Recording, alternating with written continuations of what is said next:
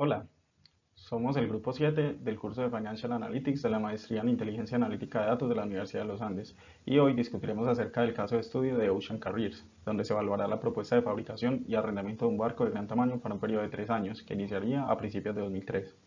Agradecemos a Marilyn por depositar su confianza en nuestra capacidad para aportar diferentes enfoques que ayuden a la toma de la mejor decisión de inversión para la empresa. Para ello, iniciaremos hablando sobre el contexto de la industria de operaciones navales, de Ocean Carriers y sus ingresos operacionales. Es importante considerar el entorno económico global, las tendencias específicas de la industria naviera y cómo esos factores afectaron las decisiones de inversión y operacionales de la compañía de transporte marítimo. La industria estaba saliendo de un periodo de bajas tasas de fletes en los años 90, impulsado por la recuperación económica y un aumento en el comercio mundial. El crecimiento del comercio internacional alimentaba la demanda de transporte marítimo, la globalización impulsaba la eficiencia y expansión de las cadenas de suministro globales, lo que a su vez requería una mayor capacidad y eficiencia en el transporte marítimo. Un aumento en el comercio mundial y una producción industrial impulsaba la demanda de transporte marítimo de carga seca. Mejoras en la infraestructura y eficiencia en rutas comerciales importantes podían aumentar la demanda de ciertos tipos de buques. La adopción de tecnologías más eficientes y buques más grandes podrían reducir costos y aumentar la competitividad. Finalmente, cambios en las regulaciones podrían influir en los costos operativos y en la demanda de buques más nuevos y ecológicos. Ahora, los principales jugadores del mercado para la época de evaluación del proyecto se encontraban en Asia y Canadá. Empresas como la Nippon Yusen Kaushiki Kaisha, la Hanjin Shipping Co., la Hyundai Merchant Marine y la FedNav eran competidores con alta participación en el transporte de navíos de gran tamaño. Para el transporte marítimo mundial se esperaba que continuara expandiéndose impulsado por la entrega de nuevos buques y el crecimiento en el comercio mundial de materias primas y bienes manufacturados. Existe una preferencia de los propietarios en firmar contratos con altas tarifas por el mayor tiempo posible, mientras que los arrendatarios preferían contratar el mercado spot para evitar pagar altas tarifas diarias por periodos superiores a lo necesario. Se esperaban tarifas spot bajas para 2001 y 2002 y a la alza en 2003 con el inicio de exportaciones de minerales desde Australia y la India. Ocean Carriers es una empresa que, para el momento de la evaluación financiera del proyecto, arrendaba sus embarcaciones de gran tamaño para el transporte de carga seca, mineral de hierro y carbón principalmente, con oficinas en Nueva York y Hong Kong, cumpliendo con normas internacionales de navegación, garantizando condiciones óptimas de embarcación, tripulación calificada, abastecimiento de repuestos y provisiones con programación de mantenimientos. El modelo de negocio de Ocean Carriers era basado en contratos principalmente a tiempo rentado por 1, por 3 y por 5 años, aunque ocasionalmente rentaban en el mercado spot. Los días de mantenimiento de cada navío incrementaban con la edad de los mismos. Estos días no se cobraban en la tarifa diaria y como dato adicional no operaban embarcaciones con más de 15 años de antigüedad. El comportamiento esperado de la demanda de alquiler de navíos para carga seca en el momento de la evaluación financiera del proyecto dependía de la dinámica económica mundial, del cambio de precios de materias primas, fabricación y comercialización de productos, la infraestructura y la capacidad global del transporte marítimo. Las tarifas de alquiler están asociadas directamente a la capacidad de carga y costos del navío, la competitividad del mercado, en qué etapa de ciclo de vida se encuentra el navío, la cantidad de días de mantenimiento y la distancia y tiempos utilizados por trayecto. Estos factores, al momento de establecer las tarifas diarias de alquiler de los navíos de gran tamaño para el transporte de carga seca, se incorporaron teniendo en cuenta los días de trabajo del navío, sus días de mantenimiento y costos de mantenimiento asociados a su edad, una tasa de descuento y la inflación. Los costos de operación del navío tendrían aumento anual a una tasa de la inflación más el 1%. Las proyecciones y los elementos incluidos parecen ser consistentes y razonables, ya que están relacionados teniendo en cuenta variables económicas globales, depreciación y ajustes asociados a riesgos e incertidumbres de la flota y del mercado. Como se observa en los gráficos, hay un ajuste a través del tiempo que permite obtener el valor esperado de la tasa de alquiler del navío desde el año 1 hasta el año 25. Su comportamiento es decreciente ya que el navío no será igual de competitivo al final de su ciclo de vida como al inicio, ya que su operación será limitada por mantenimientos, capacidad y cambios tecnológicos. Hablemos ahora de los egresos operacionales. Hola, mi nombre es John Rodríguez y les voy a hablar sobre egresos operacionales. Dentro de los costos y gastos operacionales asumidos por la compañía se encuentran costo asociado a la tripulación totalmente calificada y certificada, costo de suministros y provisiones adecuados a bordo, costo de lubricantes, costo de reparaciones y mantenimiento en general de la embarcación y costo de seguros. En la gráfica se puede observar que los egresos operacionales mencionados tienen un comportamiento creciente en el horizonte temporal del proyecto, en donde se estima que los costos operativos promediarán inicialmente 4.000 por día y aumentarían anualmente a una tasa del 1% por encima de la inflación. Esta tasa involucraría factores externos como lo podrían ser cambios en los precios, en los salarios de las tarifas portuarias, insumos, suministros y costos de reparación, entre otros. La tasa de inflación esperada por la compañía es del 3%. Otro gasto operacional está relacionado con el cumplimiento de las regulaciones internacionales, las cuales cada 5 años exigían que se realizara un estudio especial para garantizar la navegabilidad. En la tabla se presentan los costos asociados a cada año. Esta depreciación va desde el año 2007, que es donde se empiezan a hacer los diferentes pagos, y se deprecian a 5 años. A la derecha en la gráfica se puede observar el comportamiento para este tipo de egresos en el horizonte temporal. Las cuentas financieras que se deben incorporar en el cálculo del capital de trabajo de la compañía son las relacionadas a las cuentas de la situación financiera a corto plazo en relación al activo corriente y pasivo corriente. Estas incluyen cuentas por cobrar a clientes, cuentas por pagar a proveedores, cuentas de inventario y efectivo y equivalentes de efectivo.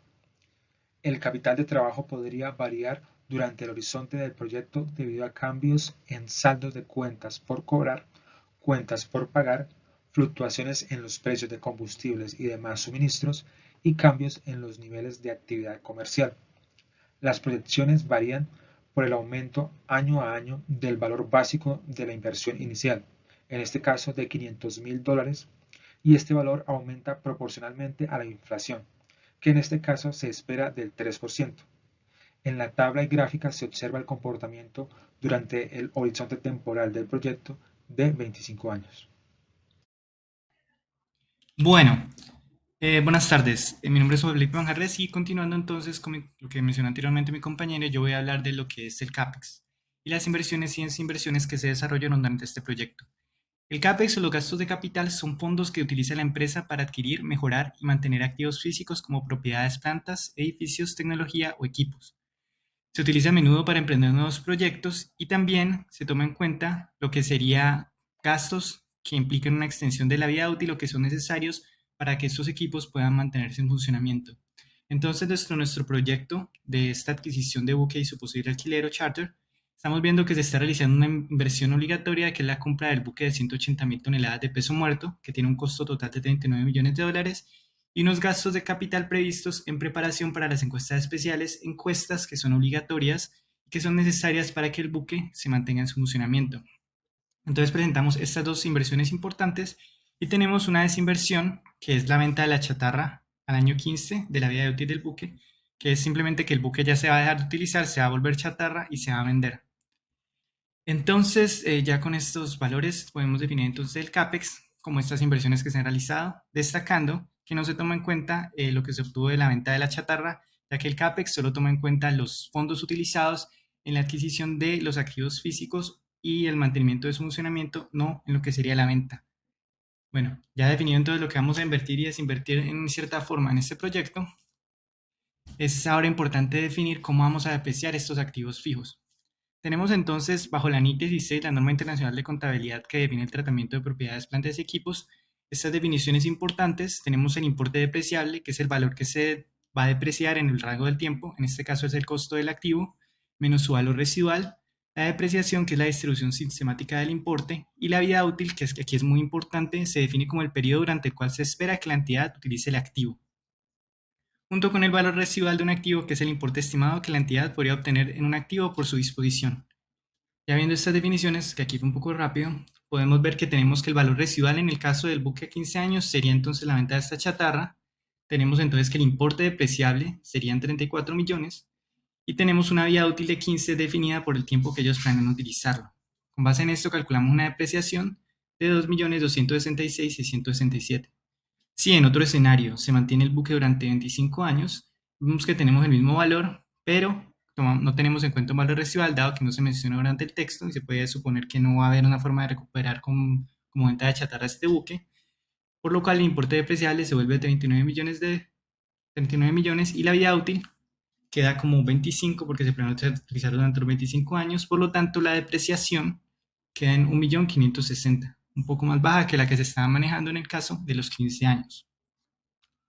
Además de depreciar entonces el valor de este buque, también vamos a depreciar lo que serían los gastos previstos en la preparación para las encuestas especiales. Tenemos entonces que dependiendo de si estamos en un periodo de 15 o 25 años, estas se realizan durante unas fechas específicas y se van a depreciar a 5 años. Aquí podemos observar los valores, entonces podemos decir que la depreciación va a ser siempre más alta en el periodo de 15 años, a pesar de estos valores extras. Sin embargo, se generan unas diferencias acá importantes. Ya definido entonces estas depreciaciones y amortizaciones, hay que tomar en cuenta la venta en sí de la chatarra. ¿Es esta venta algo a lo que se le va a aplicar el impuesto? La respuesta es sí. Se le va a aplicar el impuesto si se está realizando la venta en Estados Unidos. ¿Por qué? Porque de acuerdo a su normativa, toda venta que se realiza de activos fijos se le debe aplicar lo que es el impuesto por ganancia. En este caso, como lo estamos manejando en este proyecto, sería el 35%. Sin embargo, si lo estamos vendiendo en Hong Kong, donde la tasa impositiva que estamos manejando es cero, no se debe cobrar un impuesto sobre esta venta. Por lo tanto, durante el modelo, cuando estamos construyendo el flujo de caja, es importante que tomemos en cuenta, en el caso de Estados Unidos, la venta de chatarra después de impuestos, que tendrá un valor en el año de 2017 de aproximadamente 3.250.000. Bueno, aquí entonces va a continuar mi compañera explicando un poco más a fondo.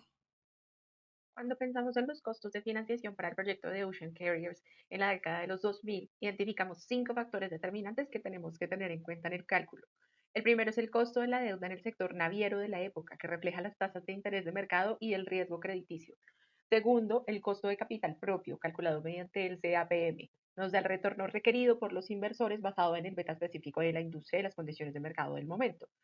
La estructura de capital es el tercer pilar, buscando un balance entre deuda y capital que maximice la eficiencia fiscal y minimice el riesgo. Los impuestos corporativos son el cuarto factor, especialmente la diferencia entre las jurisdicciones de Hong Kong y Estados Unidos, que influirían la tasa impositiva aplicable y las deducciones fiscales permitidas. Por último, pero no menos importante, consideramos el riesgo de mercado, la volatilidad en las tarifas de alquiler y la dinámica oferta-demanda en el transporte de carga seca, que son cruciales para proyectar los flujos de caja y entender la viabilidad del proyecto. Estos factores juntos nos ofrecen una visión integral para tomar decisiones informadas en el momento de la inversión. Hablemos ahora más específicamente del costo promedio ponderado de capital para nuestro caso de Ocean Carrier. Sabemos que el costo promedio ponderado es esencial para entender cuánto nos cuesta financiar el proyecto y para calcularlo necesitamos varios componentes clave, como ya lo mencionamos. Comenzaremos con el costo de la deuda, un 7.5 según Damodaran, una cifra que refleja las condiciones del mercado marítimo en el momento de la toma de decisión. Luego consideraremos el costo de capital propio, que es del 9.5. Este número es crítico ya que incorpora el riesgo inherente de la industria, representado por un beta de 0.82%, y la tasa libre de riesgo, que para el año 2001 era del 5%. Estas cifras provienen de nuestra investigación detallada de las finanzas del sector marítimo de la época. Además, debemos considerar la estructura de capital, donde la deuda representa el 23% del total. La tasa impositiva corporativa también juega un papel importante. Hemos modelado 4 escenarios, un 35% para las operaciones en Nueva York, pero luego para el caso de operación en 25 años utilizamos un 28% como promedio por las disminuciones significativas que hubo en el año 2017 en este país. Un 0% en Hong Kong, asumiendo que como es una empresa internacional no pagaría o estaría exenta de pagar cualquier tasa impositiva, y un supuesto conservador del 5% en el caso de que surjan obligaciones fiscales inesperadas también en Hong Kong. Al juntar todos estos elementos y realizar el cálculo, obtenemos 4 posibles WACC.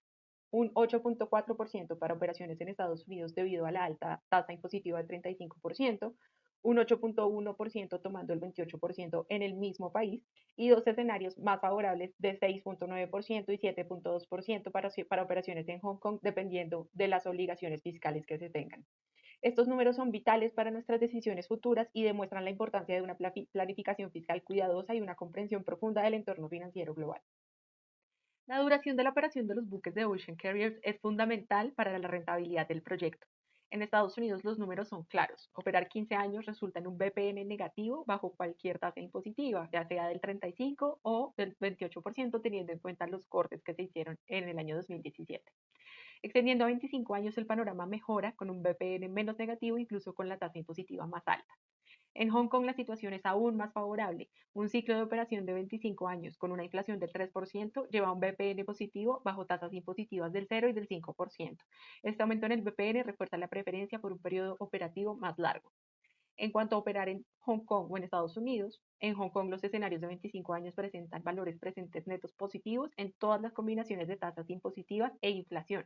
Con la tasa impositiva más probable de 0% y una inflación del 3%, el valor presente neto supera los 3.3 billones de dólares. Incluso con la inflación al 4%, el BPN se mantiene sólido. Esto muestra la resiliencia del proyecto ante variaciones económicas y refuerza a Hong Kong como la mejor elección para el arrendamiento a largo plazo, aprovechando un marco fiscal ventajoso y estabilidad económica. En la evaluación financiera del proyecto de Ocean Carriers, las variables que más podrían generar volatilidad son la inflación, la tasa impositiva y consecuentemente el WACC, que depende de la tasa de impuestos y de otros atributos que podrían llegar a cambiar con el tiempo o ante choques económicos. La inflación puede alterar significativamente los flujos de costos operativos futuros y las tasas impositivas variables impactan en la rentabilidad después de impuestos. El WACC refleja el costo de nuestro capital y puede fluctuar con el mercado. Para capturar la incertidumbre de estas variables, utilizamos distribuciones de probabilidad, como se muestra en nuestras simulaciones de Monte Carlo, aunque fuimos bastante conservadores en cuanto a las desviaciones estándar, es decir, no tomamos rangos demasiado amplios de estas variables, teniendo en cuenta que ambas jurisdicciones son bastante estables y seguras en términos económicos y fiscales, con unas reglas del juego bastante claras. Estas simulaciones nos permiten visualizar una gama de posibles resultados financieros y asignar probabilidades a diferentes escenarios de valor presente neto. Y como podemos observar, ambos escenarios a 15 años revelan riesgos en términos de poder generar rentabilidad. Por ejemplo, la probabilidad de tener rentabilidad positiva en Estados Unidos a 15 años es de tan solo el 8%, mientras que en Hong Kong es mucho más alta, el 72%, aunque todavía implicaría un riesgo alto de no poder obtener una rentabilidad positiva. Por otro lado, nuestras simulaciones indican que, a pesar de la volatilidad esperada, operar durante 25 años en Hong Kong presenta un potencial financiero muy favorable, con cerca del 95% de probabilidad de tener rentabilidad positiva. La clave es que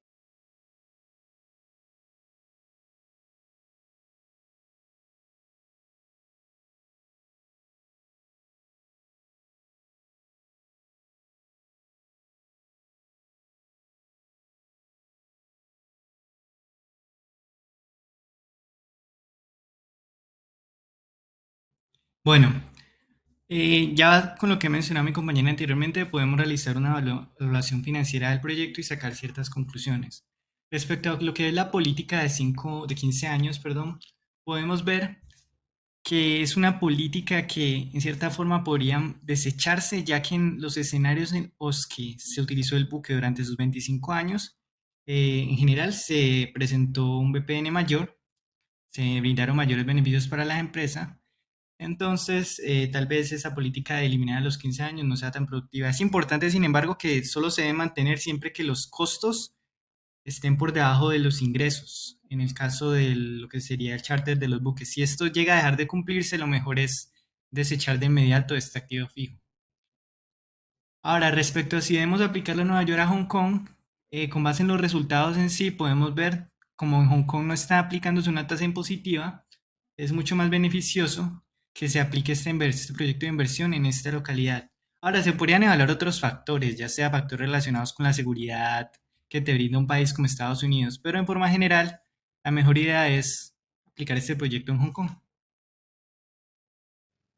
Dentro de algunas recomendaciones, el proyecto de inversión de alquiler de los navíos de gran tamaño para el transporte de carga seca genera valor para la compañía Ocean Carriers siempre y cuando se presente un escenario con las condiciones de, primeramente, un entorno fiscal favorable, como el caso de los impuestos de Hong Kong o escenarios similares o mejores que este. Como segundo punto, que haya garantía de un alquiler permanente o constante. Y, como tercer punto, que los tiempos sean largos de alquiler, alrededor de 25 años y no 15, ya que el valor presente neto es significativamente mayor para tiempos largos.